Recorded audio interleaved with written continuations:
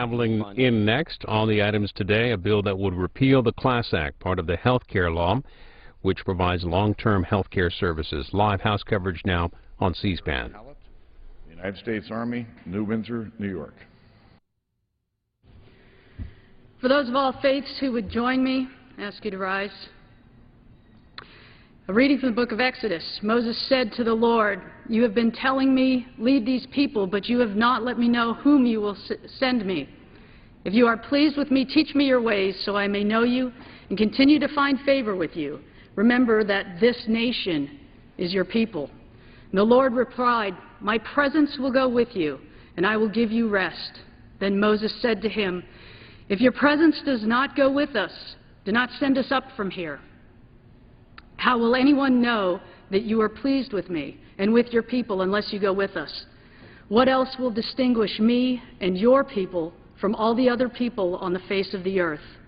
And the Lord said to Moses, "I will do the very thing you ask because I am pleased with you, and I know you by name." And then Moses said, "Now, Lord, show me your glory." And this, O Lord, is our prayer. We do not come seeking your blessing. Today, Lord, we come seeking you. We invite you to truly be present with us here today. Show us your glory, Lord, that we might be changed and set apart upon the earth once again as a people of faith, a nation that knows you. Make your face to shine upon us that we might reflect your grace, and grant us your peace, we pray. Amen. The Chair has examined the journal of the last day's proceedings and announces to the House his approval thereof. Pursuant to Clause 1 of Rule 1, the journal stands approved. The Pledge of Allegiance today will be led by the gentleman from Indiana, Mr. Bouchon. Please join me in the pledge. I pledge allegiance to the flag of the United States of America and to the republic for which it stands, one nation, under God, indivisible, with liberty and justice for all. Without objection, the gentleman from New Jersey, Mr. Garrett, is recognized for 1 minute. And I thank you, Mr. Speaker, and I thank the words of the chaplain who says, "May we indeed know the Lord." Mr. Speaker, I rise today to recognize Chaplain Karen Hallett on her selection as the 2012 Reserve Officers Association Chaplain of the Year. She's a resident of Vernon, New Jersey, which is part of the 5th Congressional District. The chaplain enlisted in the Army in 1983 and completed basic combat training at Fort Dix, New Jersey. She went on from there to graduate from West Point and was commissioned as a second lieutenant in the United States Army Ordnance Corps in 1988. After that, and after fulfilling her enlistment obligations, she spent 18 years in the civilian sector, successfully managing businesses while remaining engaged in full-time ministry. Then, in 2009, after completing her Master's of Divinity degree at Bethel Seminary, she returned to military service as a captain in the United States Army Reserves. She currently serves as a brigade chaplain for the 411 Engineer Brigade. Throughout her more than 20 years of ministerial service and missionary work, and now through her military service to our country, she has dedicated herself to ministering to the spiritual needs of others. So it is her selflessness and her service exemplify the mandate to esteem others better than ourselves. So I thank her for her service. I congratulate her on receiving this recognition as Chaplain of the Year. With that, I yield back. The gentleman yields back to balance this time. The Chair announces the Speaker's appointment pursuant to 10 U.S.C. 4355A and the order of the House of January 5, 2011, of the following members of the House to the Board of Visitors to the United States Military Academy. Mr. Shimkus of Illinois, Mr. Womack of Arkansas. Pursuant to Clause 4 of Rule 1, the following enrolled bills were signed by the Speaker on Friday, January 27, 2012. H.R. 3800, to amend the Internal Revenue Code of 1986 to extend the funding and expenditure authority of the Airport and Airway Trust Fund, to amend Title 49 United States Code, to extend authorizations for the Airport Improvement Program and for other purposes. H.R. 3801, to amend the Tariff Act of 1930 to clarify the definition of aircraft and the offenses penalized under the aviation smuggling provisions under that act and for other purposes. The Chair will entertain up to 15 requests from each side of the aisle for 1-minute speeches. For what purpose does the gentleman from South Carolina rise?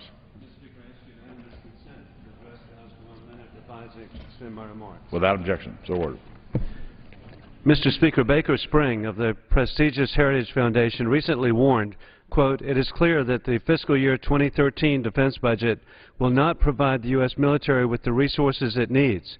Even more problematic is that all reductions to the defense budget are front-loaded and therefore will have a significant and immediate implication for readiness, modernization programs, and research and development," end of quote. Our service members, their families, and veterans have dedicated their lives to this country. House Republicans understand that in order to keep American families safe, we must fight to stop these reductions. I look forward to working with House Armed Services Committee Chairman Buck McKeon to find ways to promote the proven path of peace through strength. In conclusion, God bless our troops, and we will never forget September 11th and the global war on terrorism. Welcome Episcopal Father Carol McGee of West Columbia to Washington for the National Prayer Breakfast. From California, rise. And the gentlelady is recognized.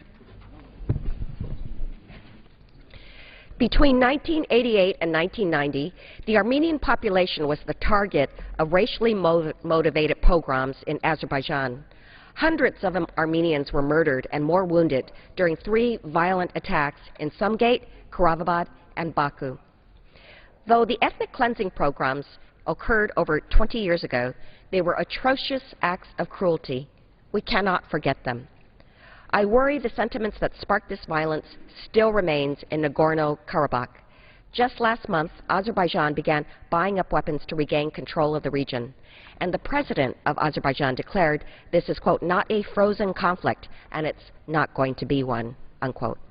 America must remain committed to a peaceful and democratic resolution to the Nagorno-Karabakh conflict, not one that relives the past. For what purpose does the gentleman from Indiana rise? The gentleman is recognized. Madam Speaker, I rise today to commemorate some great news for manufacturing in Indiana's 8th Congressional District, my home. On January 17th, the 3 millionth vehicle rolled off the line at the Toyota manufacturing plant in Princeton, Indiana. Approximately 80% of the parts for these vehicles were made here in America within a 300-mile radius of the plant. These vehicles are then shipped and sold both across this country and around the world thanks to the free trade agreements that Congress passed this year. This plant began operations in 1996 and employs 4,149 people. I had the pleasure of meeting many of the Princeton team members last February, and I want to commend each of these employees for their hard work and dedication. I congratulate them on a job well done. I have no doubts that it won't be long until we celebrate another millionth vehicle made right here in the USA in my district in Indiana. Thank you. I yield back. For what purpose does the gentleman from Virginia rise? I ask unanimous consent to address the House in 1 minute. The revised chair. Gentleman is recognized. Madam Speaker, for those who believe in the Mayan end of days and the prophecy of the end of the world in 2012, the fact that our Republican friends have finally met a tax cut they don't like surely must be a sign of the apocalypse. Republicans fought tooth and nail opposing the middle-class tax cut, only relenting at the 11th hour to a 2-month extension. But in the more than 40 days since then, they've ignored almost every attempt to enact a full-year extension. Why? Perhaps it's because it's primarily a middle-class tax cut, saving 160 million Americans almost an average of $1,000 a year. Perhaps it's because President Obama proposed it, and in an election year, they'd rather defeat the president than, in fact, support initiatives designed to help the American people. Whatever the reason, Republican opposition once again threatens to raise taxes on millions of Americans, deny unemployment insurance to 2.3 million Americans, and risk Medicare access for 48 million Americans. It's long past time the Republicans stop putting politics over people and instead extend those tax cuts for 160 million fellow citizens without making Americans wait until Judgment Day. I yield back. For what purpose does the gentleman from Utah rise? Madam Speaker, I unanimous consent to address the House for 1 minute and revise and extend my remarks. Gentleman is recognized. Thank you, Madam Speaker. The numbers are in. Once again, the federal government is going to achieve an annual deficit of more than $1 trillion. Now, how much is $1 trillion? Because we throw away around that number far too often. If you spend $1 million a day, every day, it would take you almost 3,000 years to get to $1 trillion. And our federal government is approaching $16 trillion in debt. We're spending more than $733 million a day as just interest on the debt. We have to change the trajectory. We can no longer borrow and spend the kind of money that we are. Please, ladies and gentlemen, we have to have systemic changes. And one of those things that we're going to talk about today is putting a freeze on pay. We have to understand that there are a lot of good federal employees out there doing great work. But your federal government has more than 450,000 people earning a base pay of at least $100,000. These are going to have to change. I yield back the balance of my time. For what purpose does the gentlelady from California rise? The gentlelady is recognized.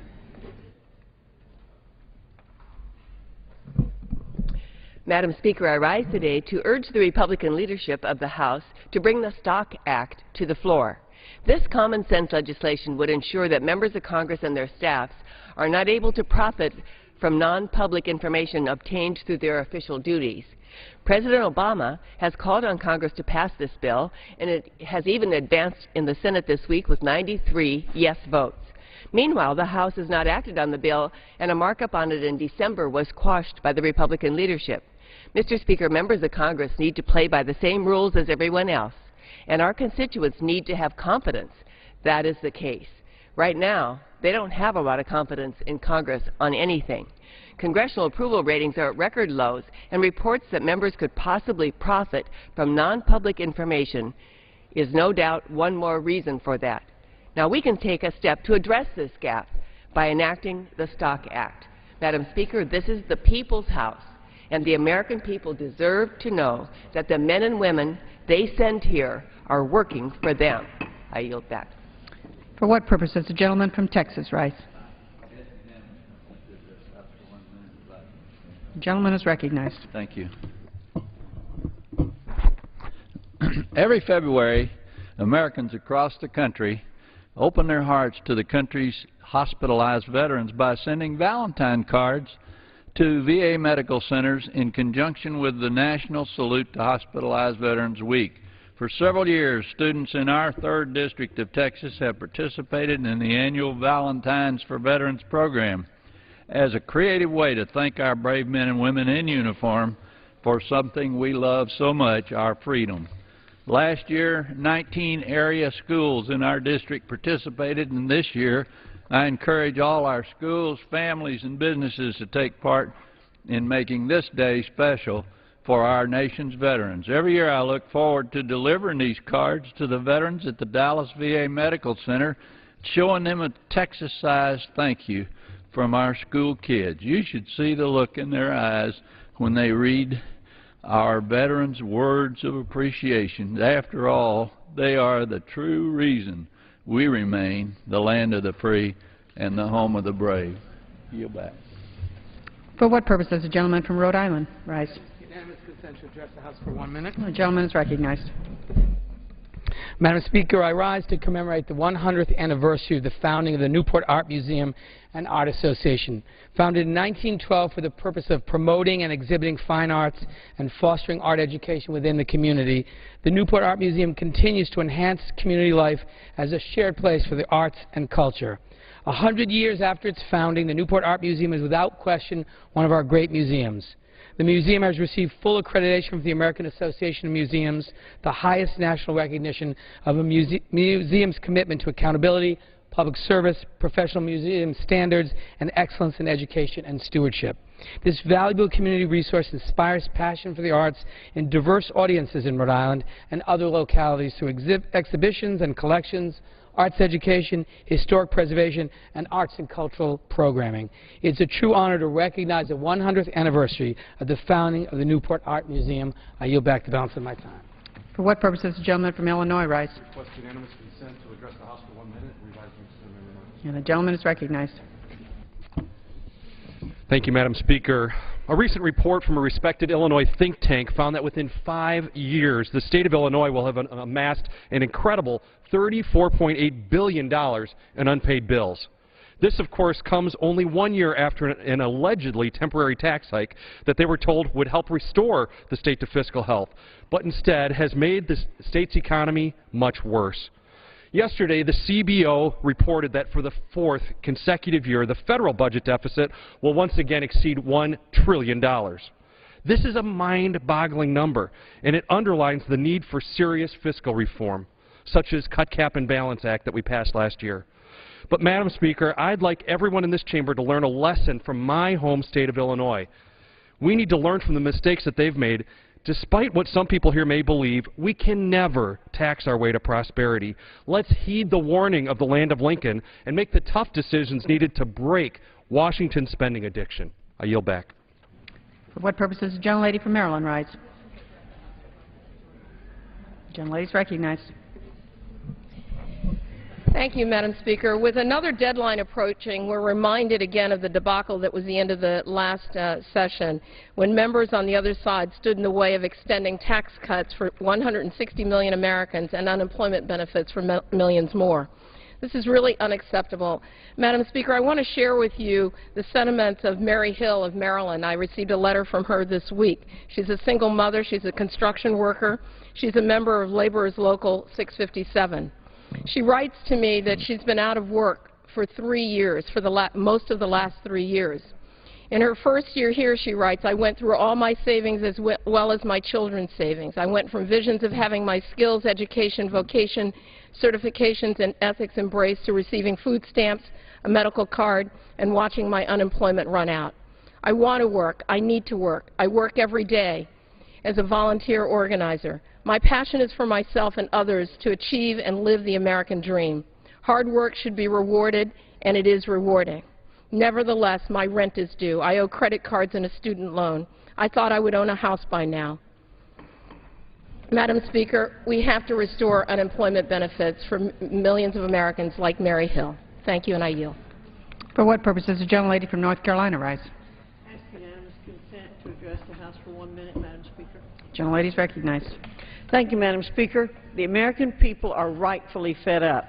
The Obama presidency has meant only more power for Washington and more debt for our children and grandchildren, while the Obama economy produces only less confidence for job creators and too few jobs for Americans. When it comes to fostering job growth, the difference between House Republicans and Senate Democrats for more than a year now has been the difference between action and inaction. Following the House Republican plan for America's job creators, the House has already passed more than 30 bipartisan jobs bills to restore the freedom and confidence of our nation's job creators to do their job. Unfortunately, 27 of these bipartisan jobs bills are still being ignored or blocked in the do-nothing Democrat Senate. It's time for Washington Democrats to join our fight to put Americans back to work and get to work enacting those jobs bills. I yield back. For what purpose does the gentlelady from California rise?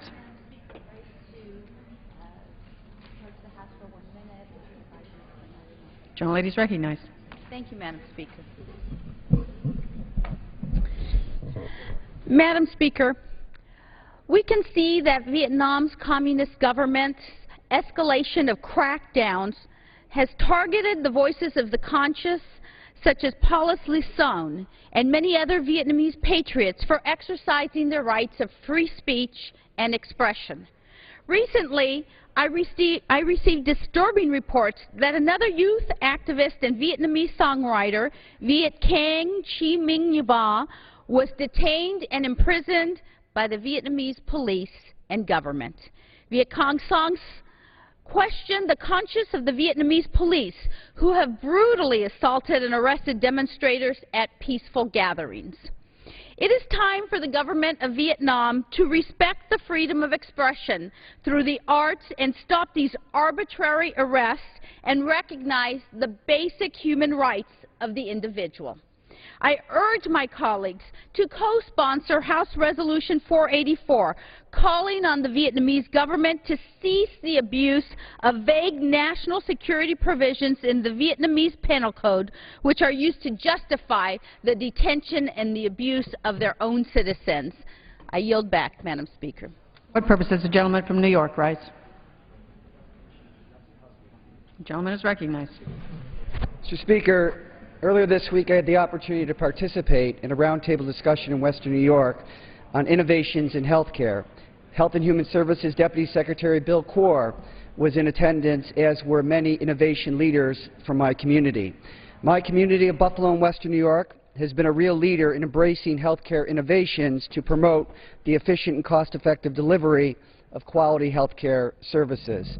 Buffalo was the nation's largest recipient of the federal government's Beacon Grant for comprehensive integration of electronic medical records. Buffalo's Roswell Park Cancer Institute, the nation's first comprehensive cancer center, was recently designated to conduct clinical trials for promising new therapies using vaccines to bolster the body's immune system to fight cancer.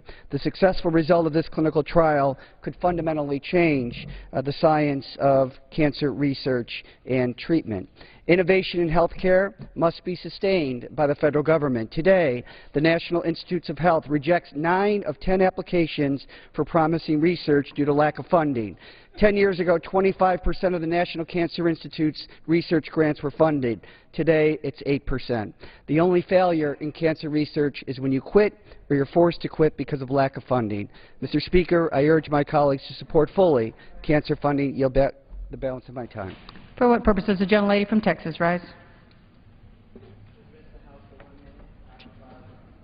Gentlelady is recognized. Madam Speaker, I continue to wear a yellow ribbon to remind us of the wonderful troops who were able to come home finally from Iraq. I want to congratulate the city of St. Louis that introduced and held the first Welcome Home the Troops from Iraq parade on January 28th.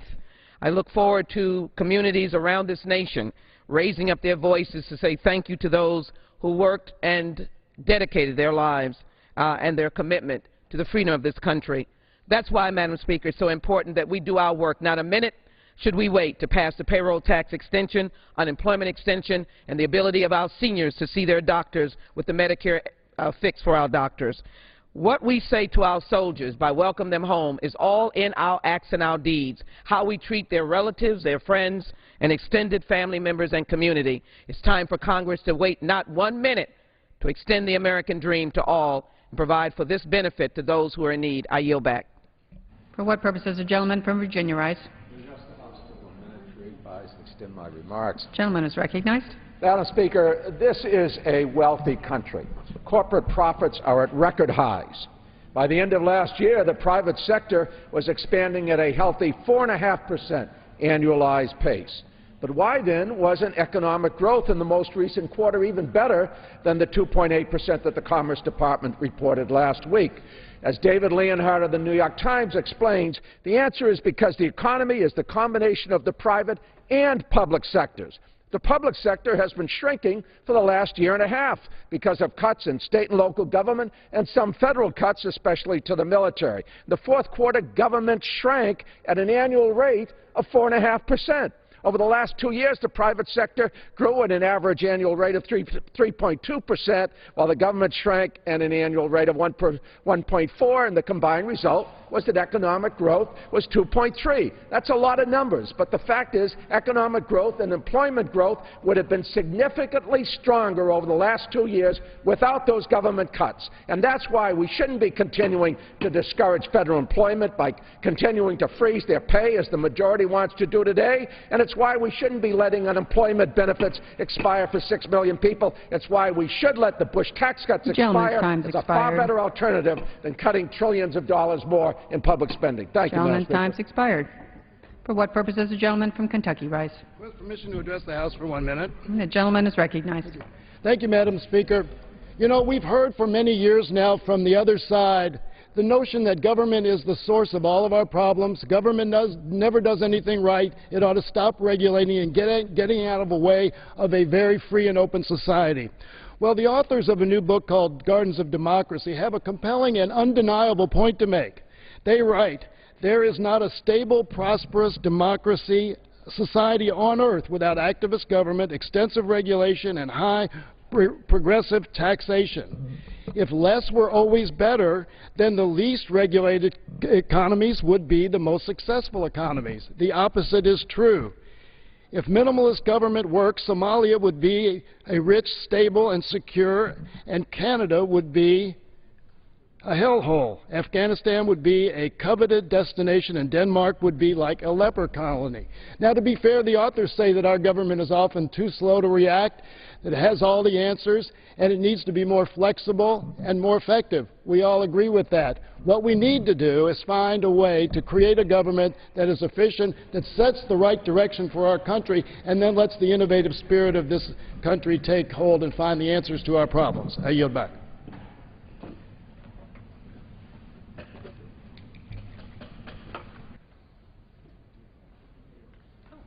For what purpose does the gentleman from New York rise? And the gentleman is recognized. Thank you, Madam Speaker. Recently, the President of the United States indicated that he will be sending legislation to the Congress in order to get America back to work. He also indicated that he would use the powers of the executive branch where there was no cooperation from the Congress and what he was trying to do. There's an old African saying that is, when two elephants fight, only the grass gets hurt. I would certainly hope that the leadership in the House and the Senate takes the President up on some of the offers that he has made to educate our young people, to make certain that those people that are about to lose their homes are able to keep them, to see that we get the type of incentives for manufacturers to have jobs here rather than overseas. I am certain that those people who watch the Republican debates were missing one thing, and that is jobs. America wants to get back to work. It wants its dignity, it wants its kids to be able to get an education, and it wants to restore the middle class. Thank you so much, Madam Speaker. Gentleman's time's expired.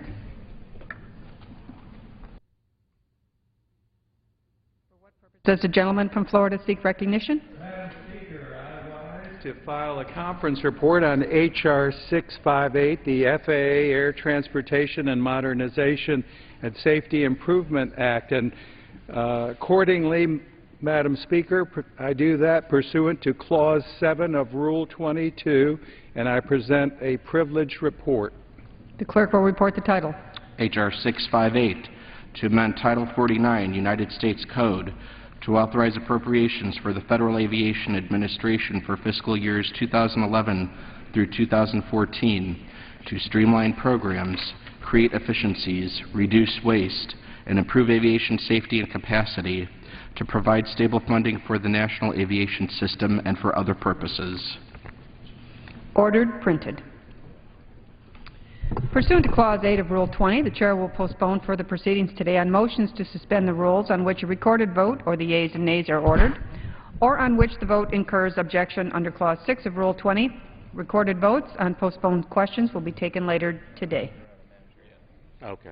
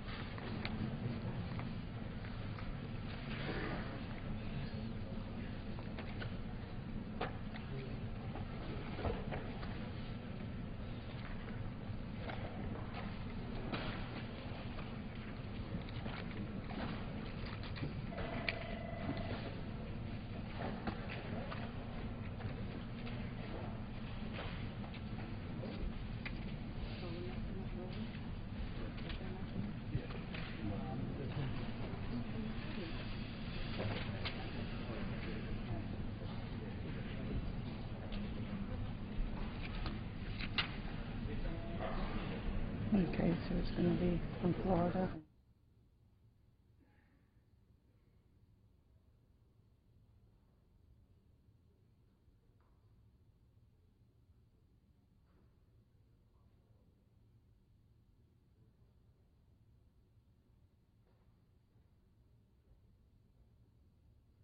For what purpose does the gentleman from Florida seek recognition? Madam Speaker, I move that the House suspend the rules and pass H.R. 3835. And the clerk will report the title of the bill. H.R. 3835, a bill to extend the pay limitation for members of Congress and federal employees. And pursuant to the rule, the gentleman from Florida, Mr. Ross, and the gentleman from Maryland, Mr. Cummings, will each control 20 minutes, and the chair recognizes the gentleman from Florida. Thank you, Madam Speaker. I yield myself such time as I may consume.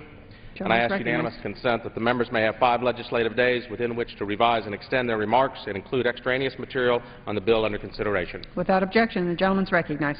Thank you. Speaker, I rise today in strong support of H.R. 3835 to extend the pay limitation for members of Congress and federal employees. Our federal employees provide an essential work function for the federal government. They're good people, they do good work, and they do good work so long as it's essential government functions. We appreciate their service and believe federal employees should be compensated fairly. Yet current federal salaries and benefits are not in line with the marketplace when compared to private workforce. Federal civilian workers receive generous benefits, pay, and job security. In fact, there is a 4-time greater chance of losing your job in the private sector than there is with the federal workforce. Our federal workforce performs essential functions. We appreciate their service and believe federal employees should be compensated fully. On Monday, the Congressional Budget Office released a study which found that total compensation for federal employees was 16% greater than for private sector workers. When they looked at the benefits of hard-working taxpayers, they take home 72% less in benefits than their government counterparts. To top it off, these hard-working private sector taxpayers with a high school diploma or some college make 32 to 36% less than federal employees with the same education level. Those who work the hardest to pay taxes are the ones bearing the burden of a bloated federal government. The contrast between federal government and private sector is troubling. With 13 million Americans unemployed, why would we allow automatic raises to occur for a group of workers whose average compensation exceeds $100,000 and for the members of Congress whose compensation is $174,000? The reality is that the federal government has no incentive or no obligation to reduce salaries in order to be competitive and stay in business. We simply raise taxes or we go into more debt. And our government continues to borrow. Just yesterday, for example, the CBO released a report that our federal budget deficit will top another $1 trillion for a 4th straight year in a row. This is unprecedented. It is unsustainable. The President's Fiscal Commission, a bipartisan commission, the Simpson-Bowles Commission, a commission which not only the President but this Congress should consider, has recommended a 3-year freeze on civilian payroll and member pay. In its report, the commissioners reminded us that in time of budget shortfalls, all levels of government must trim back. Following this advice, the President, to his credit, did recommend, and this Congress did freeze federal employee pay through 2012. This measure alone saved the federal government $60 billion. As Americans continue to sacrifice, we must lead by example. H.R. 3835 continues a temporary freeze on across-the-board annual salary adjustments for federal civilian workers. Federal employees will continue to receive salary increases under the STEP program. Now, this has been going on even despite the federal pay freeze. A STEP increase, 3% every year. 99.9% of all federal employees eligible for a STEP increase received it. Where else can a pay freeze equal 3% increase a year but in Washington, D.C.? Office of Personnel Management Director Berry said that there should be no place in the federal government for non-performers to hide. This chart proves that we continue to fund government at a rate well in excess of that given to the private sector. If we want to look for ways to cut, maybe we should look in some of the federal office buildings, because 6 out of every 1,000 federal employees do not receive a 3% increase despite a pay freeze. These step increases, which continue under this bill, if passed, will result in $1,303 average annual salary increase per federal employee. The bill before us today builds on the President's Fiscal Commission. It follows the President's request to freeze federal pay for federal employees. It is consistent with House Resolution and mirrors the provisions of the Middle Class Tax Relief and Job Creation Act of 2011 passed by this House last December. Opponents of this bill will argue that employees have already done more with less for the last 2 years. They will claim that supporters of this bill view federal employees as a cost to cut and that we want to cut the budget on the backs of federal employees. I disagree with that. We have been fortunate, very fortunate throughout the years to have a very good federal workforce, to have talented and hardworking individuals who have chosen public service. However, our appreciation for their service does not bring a mandate to pay them above market rates with little regard to their individual performance. In its March 2011 report to the President, the pay agent, and let's go over who the pay agent is. The pay agent makes up the Secretary of Labor, the directors of the Office of Management and Budget, and Office of Personnel Management, all appointed by the President, all approved by a Democratic-controlled Senate. This is what they say. They express serious concern about a process that requires a single percentage adjustment in the pay of all white-collar civilian federal employees in each locality area. Adding to their comments, we believe the underlying model and methodology for estimating pay gaps should be re-examined to ensure that the private sector and federal sector pay comparisons are as accurate as possible. There is a reason why the federal pay law has never been implemented as originally enacted. It is based on an outdated, one-size-fits-all model. In testimony before Federal Workforce Subcommittee, Director Berry agreed that the federal pay system could use a re-examination, and it does not reflect the complexity of the world we live in. Study after study has shown that when compared to the private sector, the federal government on average pays more than required to recruit and retain a skilled workforce. Paying across-the-board wages that are higher than market rate with no measure of individual performance means less money available to meet the salary required of highly skilled workers such as scientists and professionals. As this graph accurately demonstrates, we need to bring these high-level professionals in the federal government in parity with the others. And this bill will allow us to do that. It shows where we are out of whack from the private sector. Madam Speaker, I ask members and federal employees to share in the sacrifice necessary to help millions of Americans suffering under the Obama economy and urge support of H.R. 3835. I reserve the balance of my time. Gentleman from Florida reserves the balance of his time. Gentleman from Maryland. Thank you, Madam Speaker. I yield myself such time as I may consume. Gentleman is recognized. I want to stand in strong opposition to this legislation, but I want to yield now to Mr. Hoyer of Maryland for 3 minutes. Gentleman from Maryland is recognized for 3 minutes.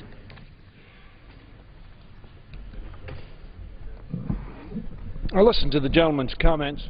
The gentleman is new to the Congress and probably doesn't have the background in terms of how this developed as to how we pay federal employees.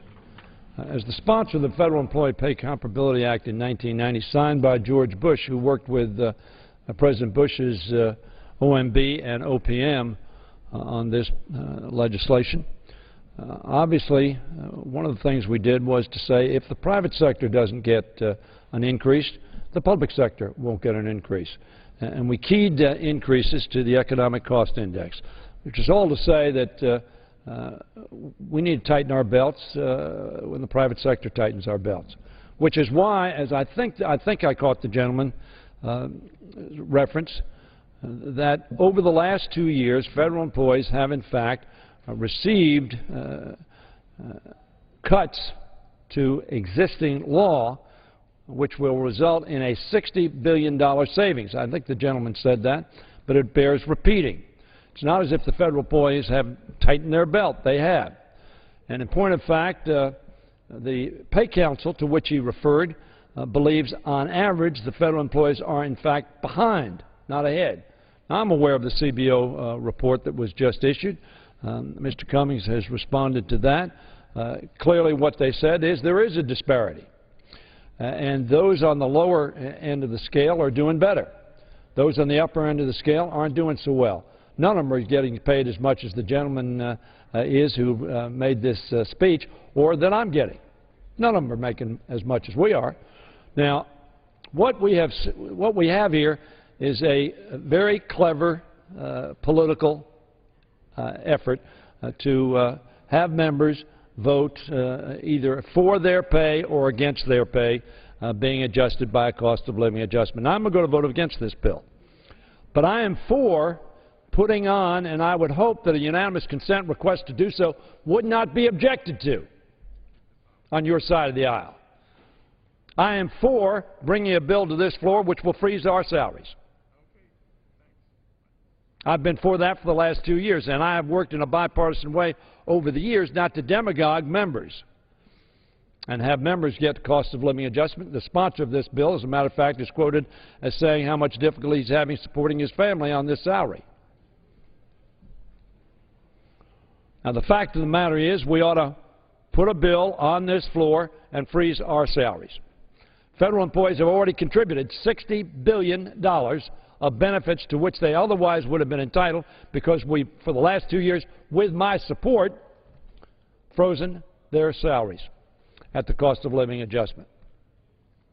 Now, ladies and gentlemen, I would hope that the bill that is sponsored by Mr. Van Hollen, that there would not be an objection to a unanimous consent request to bring that bill to the floor so that members could express that, yes, we're prepared to tighten our belt one more notch. I thank the gentleman. But what we should not do is pretend that we're going to balance the budget by undermining middle-class workers who work for, in my opinion, the finest country on earth, and who give excellent service, extraordinary service to the people of this country, and who per capita are fewer than they were 20 years ago per capita. If the gentleman has time, I'll be glad to answer on his time. The fact of the matter is that we ought to have a bill. We ought to pass Mr. Van Hollen's bill. We ought to take this out of the politics. And then, if I can get another 10 seconds, just to conclude. The gentleman is granted another 10 seconds. And then I tell my friends what we ought to do is we ought to pass a big deal. We ought to pass a $4 to $5 to $6 trillion big deal to get the fiscal house in order of the United States of America. And it ought to include all things on the table, including federal employee pay and benefits, including the military pay and benefits and expenditures and domestic expenditures, as well as entitlements. I've said that. That's what we ought to do. We ought not to piecemeal it as this bill reflects. And I hope that we'll support Mr. Van Hollen's bill. Gentleman from Florida. Thank you, Madam Speaker. And I would like to recognize my colleague from the great state of North Carolina, Ms. Fox, for 3 minutes. Gentlelady from North Carolina is recognized for 3 minutes. Thank you, Madam Speaker, and I thank my colleague from Florida for yielding, and I thank Mr. Duffy for introducing this bill. As a consistent opponent of automatic pay increases for members of Congress, I am pleased to support the bill before us today, which would extend the pay freeze for federal employees and members of Congress for another year through December 31, 2013. With the record-shattering budget deficits racked up under the Obama administration, immediate action is needed to restrain runaway government increases and do no more harm to hardworking American taxpayers. President Obama's liberal Democrat enablers in Congress attempt to ignore the true solution by suggesting endless tax increases, which never have and never will represent the long-term solution to our budget problem. Excessive pay is part and parcel of a federal government that's too large and over budget. While the federal government will never be subject to market forces the way the private sector is, fundamental reform of the federal compensation system is needed. The simple truth also is that federal employees are more highly unionized than their counterparts in the private sector. According to a CBO report issued last month, quote, the federal government and the private sector also differ in the extent to which their workers are represented by unions, which can influence employees' compensation. About 21% of federal workers are members of unions compared with only 8% of private sector workers, end quote.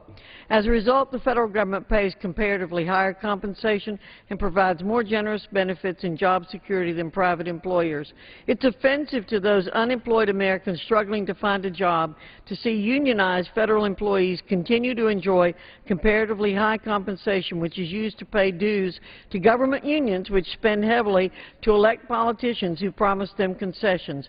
According to the Heritage Foundation, quote, government unions were the top political spenders outside the two major parties in the 2010 election cycle, end quote. That's why I'm pleased Mr. Duffy is offering H.R. 3835, which is a modest bill estimated to save taxpayers $26.2 billion.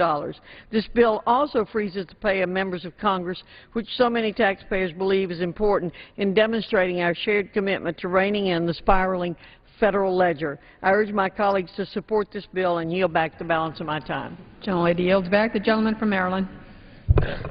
I yield myself such time as I may consume. Gentleman's recognized. I stand in strong opposition to this bill, and federal workers, Madam Speaker, are literally the backbone of our government. They support our troops on the battlefield and take care of our veterans when they return home. They protect our borders, safeguard our food supply, ensure that seniors receive their Social Security checks, and hunt down terrorists like Osama bin Laden.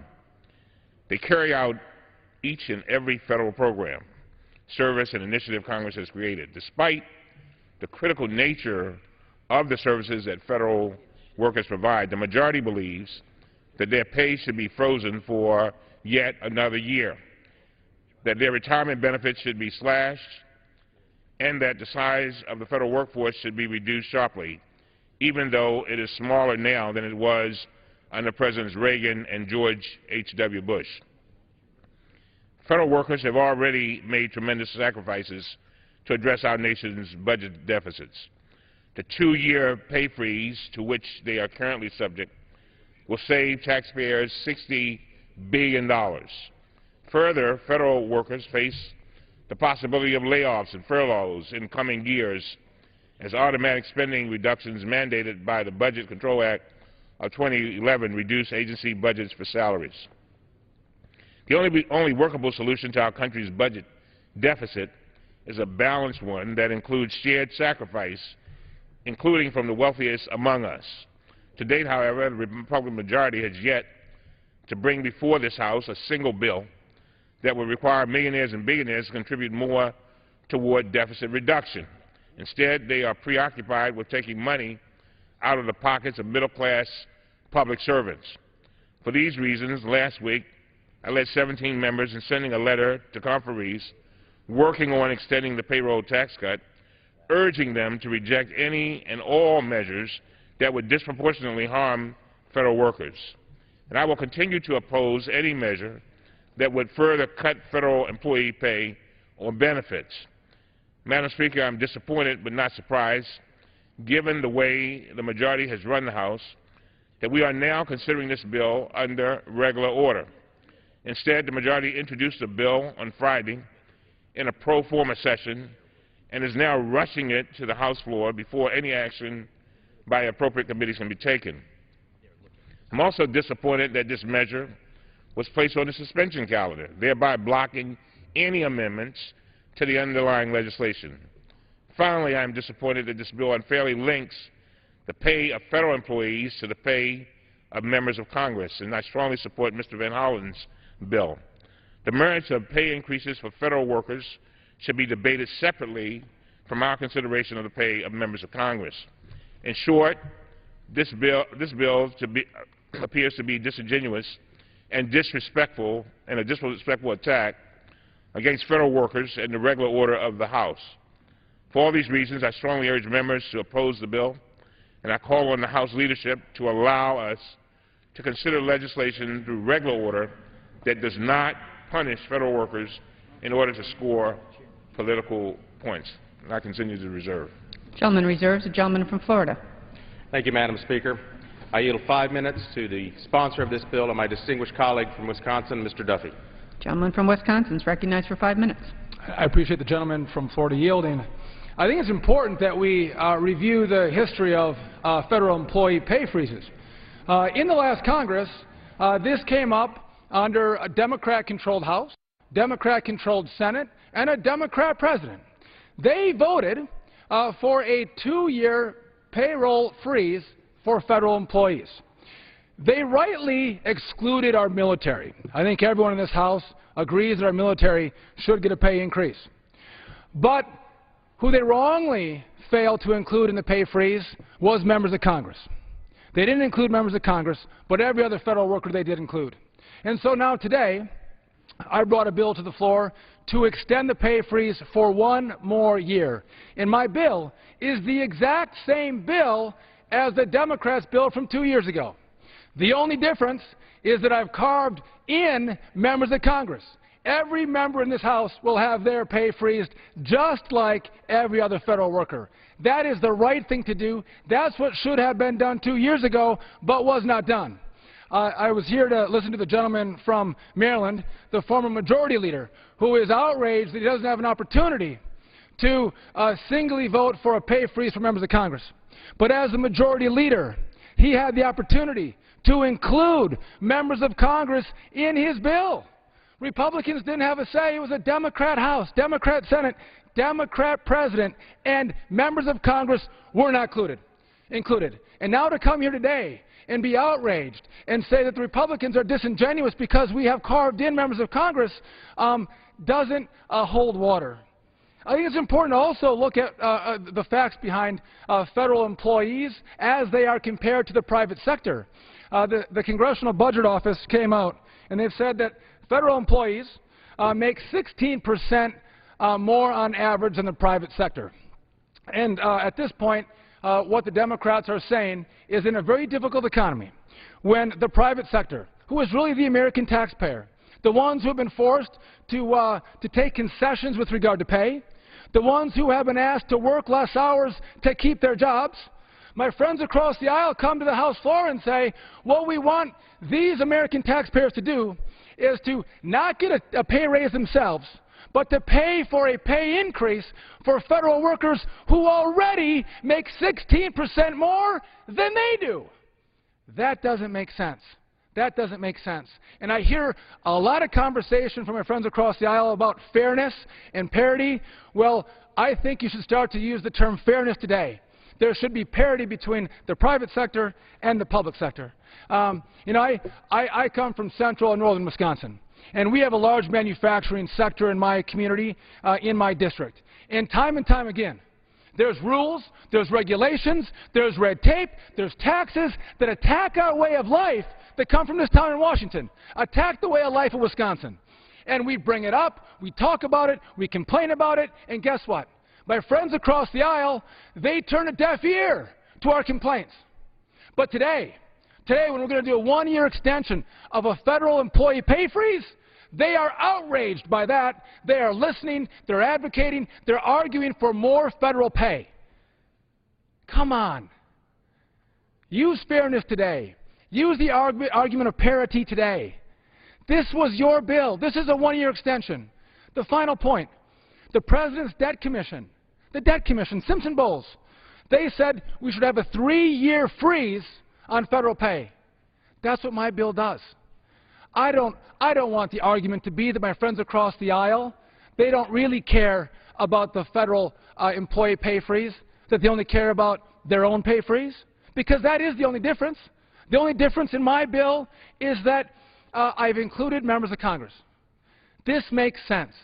Let's come together. I think the American people are sick of the partisan bickering, and they would expect that there's issues on the left and the issues on the right that this House could and should fight about. But I think they're sick of common sense issues that come down in the middle that we should agree on. Let's get together. Let's pass this bill. Let's freeze federal employee salaries for 1 more year. I yield back. Gentleman from Maryland. I yield 2 minutes to the distinguished gentleman from Maryland, Mr. Van Hollen. Gentleman from Maryland is recognized for 2 minutes. Thank you, Madam Speaker. I think the record should be clear that every year that the Congress has frozen federal employee pay, we have also frozen congressional pay. What we have not done is try to hold federal employee pay hostage to what we do on congressional pay. And we should be very clear that we all, on the Democratic side, support freezing congressional pay in the year 2013. Indeed, Mr. Cummings and I, Mr. Hoyer and others have introduced legislation to do just that It's H.R. 3858. The Democratic leadership asked that we be able to bring that up on the suspension calendar today. We were denied that opportunity, and so I now ask unanimous consent that after we complete debate on this bill, we add to today's suspension calendar H.R. 3858 so that we can vote as a body on freezing congressional pay. Is there objection to the gentleman's unanimous consent agreement? Madam Speaker, I do object to the unanimous consent. Well, Madam Speaker, this illustrates the point exactly. We just heard Mr. Duffy saying The gentleman will suspend under the guidelines consistently issued by successive speakers, as recorded on page 752 of the House Rules Manual. The Chair is constrained not to entertain the gentleman's request unless it has been cleared by the bipartisan floor and committee leaderships. Gentleman from Maryland. Well, Madam Speaker, as I said, we've been denied that opportunity by the Republican leadership, so I want to just be clear. We were denied the opportunity today to have an up or down vote on freezing congressional pay. That's what we should do, and the refusal to allow us to do that demonstrates that what we're really seeing is an effort to use congressional pay as a political weapon to punish all federal employees, to prevent any COLAs, cost of living adjustments, for federal employees. Otherwise, we'd be able to bring up that bill separately. Now, what we're seeing again is an effort to single out federal employees as scapegoats for the economic problems that they had nothing to do with. They had nothing to do with the meltdown on Wall Street. They had nothing to do with the policies of the previous administration that helped bring our economy to this position. And yet what we're seeing today is what we're seeing in states where we have governors in Wisconsin, we have governors in Ohio, we have other mostly Republican governors scapegoating public servants in their states and singling them out for another 30 seconds. I thank the gentleman. And singling them out as if they were the problem. Now, federal employees have already seen a 2-year freeze. That saved $60 billion, and federal employees are willing to do their share. What we should not do is single them out. Now, the President's asked for a 0.5% cost of living adjustment. That still is short of the 1.7% cost of living that they will face. So it's time that we stop saying to those folks who are out there every day helping keep our food safe, helping track down Osama bin Laden, other people who help protect our borders and do other things, that we're going to single them out for unfair treatment as part of the budget. Let's take it up as part of the full budget, not single them out the way we're doing here. I thank the Speaker. I thank the gentleman. Gentleman from Florida. Mr. Speaker, I yield 5 minutes to the distinguished gentleman from Utah, Mr. Chaffetz. Gentleman from Utah is recognized for 5 minutes. Thank you. And I want to thank the gentleman from Wisconsin for bringing forward this important bill. I want to refer to some facts here, because we do have some good, hard-working federal employees. Make no doubt about it. They're just as patriotic, if not more, than everybody else in our country. They work hard, and they deserve a just compensation. But the compensation trajectory that we're going forward in this country, Madam Speaker, is not sustainable, nor is it fair.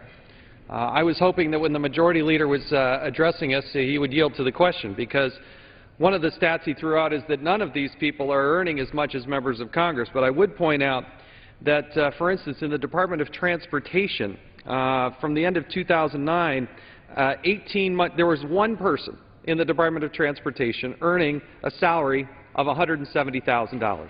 And yet 18 months later, there were 1,190 employees in the Department of Transportation earning at least $170,000 in compensation. I would also point out that since President Barack Obama took office until now, there are an additional 144,700 civilian federal employees. These are new people added to the payroll, more than 144,000 new people on the payroll. In 2010, more than 50% of all general schedule employees received a step increase or a promotion, hardly a pay freeze that President Obama would have led us to believe was happening. Also for 2010, 62.9% of all general schedule employees received an award or bonus. Now, in these dire economic times and people trying to tighten their belts in the private sector, I think it's stunning that close to 63% of our general schedule employees, federal employees, got an award or a bonus. Now, this new CBO study that came out this week, right here, the average federal benefits that exceeded the private sector levels by 48%. The benefits that are being given to the federal employees exceed the private sector by 48% according to the CPO, and the total average federal compensation is 16%, when you weigh that in with the other base pay, 16% above the private sector.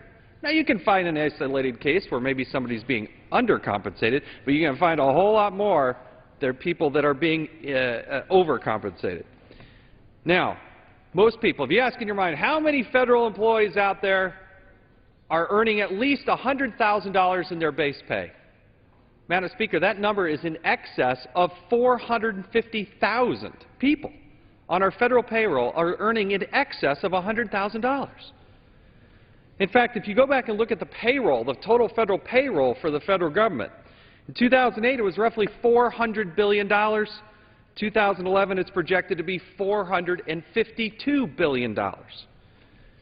You should also look at one of the more stunning numbers that I saw, Madam Speaker, and that is from 2010 to 2011, there were 16,000 federal employees that moved up to having at least a base pay of $100,000. So to suggest that there's been some sort of pay freeze in place, I would argue is wholeheartedly incorrect.